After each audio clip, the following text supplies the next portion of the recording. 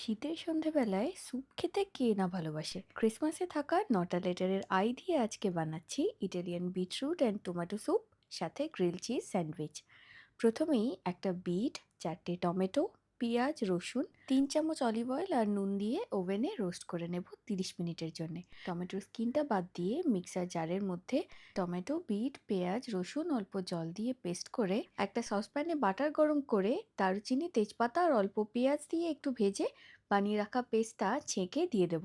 ছেঁকে নিলে স্যুপটা খুব স্মুথ হবে। এরপর খুব সামান্য চিনি দিয়ে একটু ফুটিয়ে একদম শেষে দেব ফ্রেশ ক্রিম আর চপ করে নেওয়া বেজিল লিফ। 2-4 মিনিট ফুটিয়ে নিলেই Italian beetroot and tomato soup একদম তৈরি। গ্রিল চিজ স্যান্ডউইচের জন্য ব্রেডের এক পিঠে বাটার মাখিয়ে তাওয়াতে রেখে তার উপরে মজরেলা চিজ দিয়ে আরও একটা ব্রেড দিয়ে চাপা দিয়ে মিডিয়াম হিটে টোস্ট করে নিলেই গ্রিল চিজ স্যান্ডউইচ একদম তৈরি। চাইলে স্যুপটা শুধু টমেটো দিয়েও বানানো যেতে পারে। ক্রিসমাস মানেই শীতকাল, আর তার মধ্যে যদি এরকমভাবে গ্রিল চিজ স্যান্ডউইচ আর স্যুপ বানানো হয়, খেতে কিন্তু ফাটাফাটি হবে।